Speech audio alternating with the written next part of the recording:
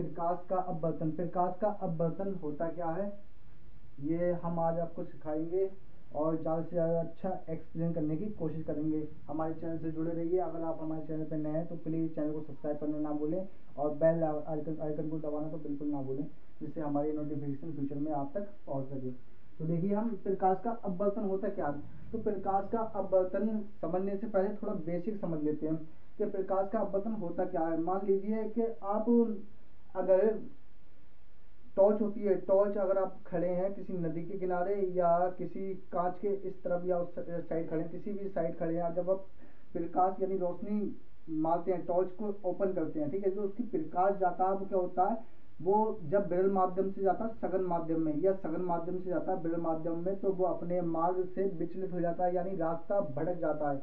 मान लीजिए आपको सीधे जाना है किसी सड़क पर और आप क्या करते हैं, गलती से लेफ्ट साइड मुड़ जाते हैं या राइट साइड मुड़ जाते हैं, ठीक है, गलती से, तो क्या होता है, ये आपका विचलन हो जाता है यानी अपने मार्ग से विचलित हो गए, भटक गए, ठीक है। तो जब प्रकाश एक माध्यम से दूसरे माध्यम में जाता है यानी गमन करता है, तो वह अपने मार्ग से विचलित हो जाता है यानी भटक जाता है। तो प्रकाश की इसी घटना को हम क्या कहते हैं, प्रकाश का अपवर्तन कहते हैं। तो इसको हम समझेंगे।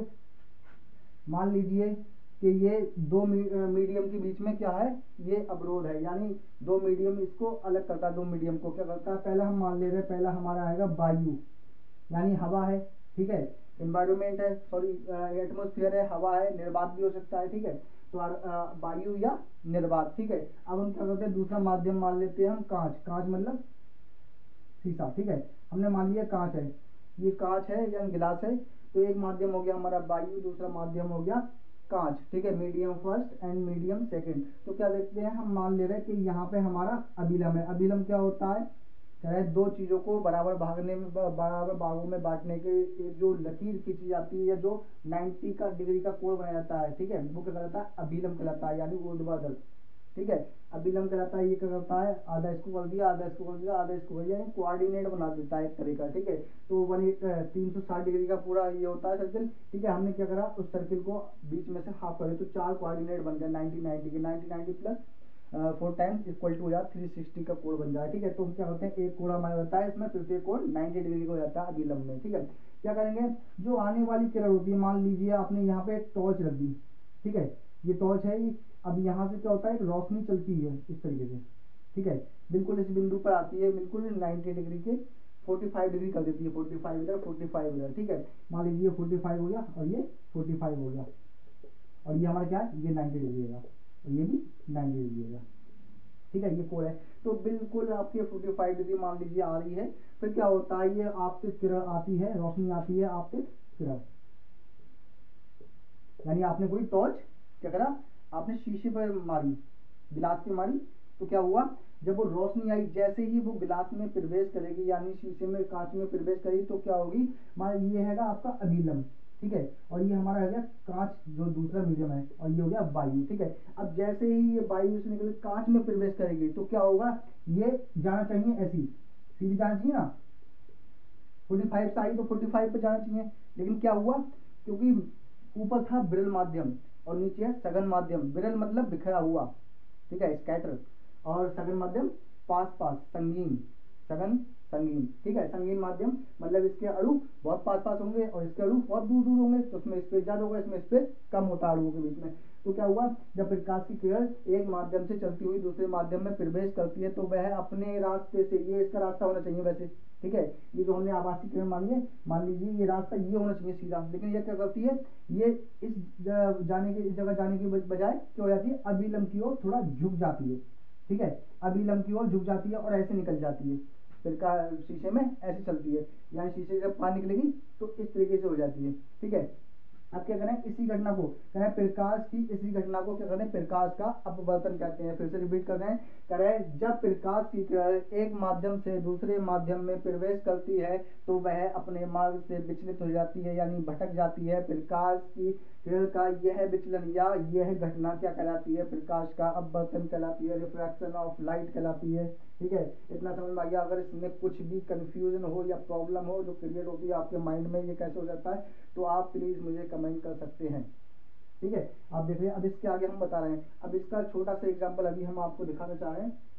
जैसे अगर मान लीजिए आपके पास एक जग हैगा, पानी से भरा हुआ ट्रांसपेरेंट जगह या गिलास ले लीजिए, जिसके आर पार आप देख सकते हैं, ठीक है। उसमें पानी भर दीजिए और उसमें एक पेंसिल डाल दीजिए। जब आप उसको इस तरीके देखेंगे तो पेंसिल आपको टूटी हुई दिखाई देगी। ये किसका एग्जाम्पल हैगा? ये हैगा प्रकाश के अपवर्तन का एग्जाम्पल हैगा। जब भी प्रकाश किसी एक माध्यम से दूसरे माध्यम में जाता है, जो नहीं वो कांच ही हो, कुछ भी हो सकता है, जल हो उसमें भी जा सकता है, ठीक है। तो क्या होता है, वो अपने मार्ग से विचलित हो जाता है, यानी जाना सीधे चाहिए था लेकिन वो भटक जाता है अपने रास्ते से। तो प्रकाश की इस घटना को प्रकाश का अपवर्तन कहते हैं। अब एक चीज और याद रखने की है कि जब विरल माध्यम होता है तो प्रकाश की किरण जब विरल माध्यम से सघन माध्यम में जाती है तो अभिलंब की ओर झुक जाती है, यानी अभिलंब की ओर। अभी था विरल माध्यम से सघन माध्यम में जब प्रकाश प्रवेश करता है तो क्या होता है, अभिलंब की ओर झुक जाती है किरण, ठीक है। अब हम क्या पढ़ेंगे, अब मान लीजिए कि ऊपर हमारा सघन माध्यम हो, यानी सघन माध्यम में से रोशनी आती है, ठीक है। यहाँ मान लीजिए ये तो हमारा अभिलंब हो गया, ठीक है। अब क्या होगा, जब सघन माध्यम में से किरण आती है,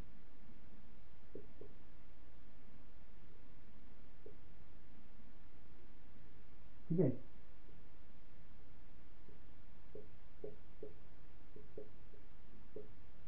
आपसे किरण कहाँ से आती है? सघन माध्यम में से आती है। ये माध्यम कैसा है? सघन माध्यम है। सघन माध्यम मतलब मान लीजिए कांच, ये कांच हैगा आपका, ठीक है। ये कांच हैगा, कांच में से रोशनी आ रही है, मतलब कांच है, ठीक है। उसमें से रोशनी आई तो क्या होगा रोशनी में, ये देख लीजिए। जब कांच से रोशनी, कांच में से रोशनी निकलेगी, यानी हमने क्या कांच में क्या फिट कर रखी है? लाइट। मान लीजिए लाइट हमारी कांच में से होके आ रही है, कांच में से होके आ रही है यानी सघन माध्यम में से होगी। दूसरी तरफ माध्यम हमारा क्या है? वायु।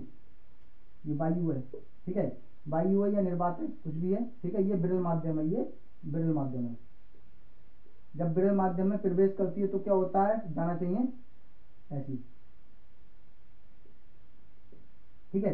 कह रहे हैं जब सघन माध्यम से किरण, प्रकाश की किरण विरल माध्यम में प्रवेश करती है तो वह अभिलंब से दूर हट जाती है, अभिलंब से दूर हट जाती है, अभिलंब से दूर हट जाती है। आप देख सकते हैं कि ये ऐसे जाना चाहिए।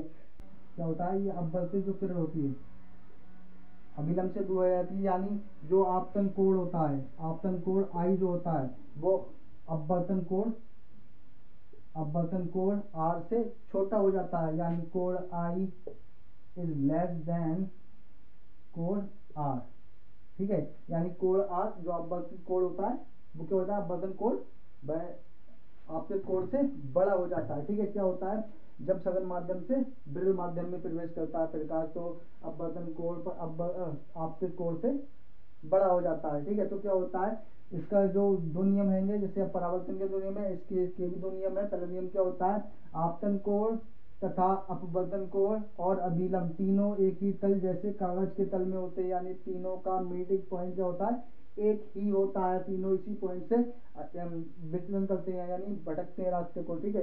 अभिलंब भी इस पे होता है और ये दोनों किरणें भी इसी पे ही होती है, ठीक है।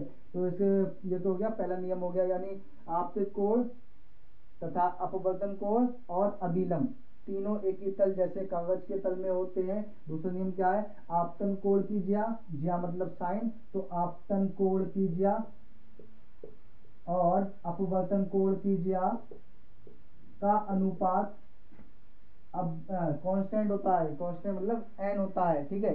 यानी अपवर्तन कोण की ज्या और सॉरी आपतन कोण की ज्या और परावर्तन कोण की ज्या का अनुपात एक कांस्टेंट होता है, यानी एक अपवर्तनांक होता है, एक कांस्टेंट यानी अपवर्तनांक होता है। अपवर्तनांक क्या होता है, 1 and 2, 1 and 2।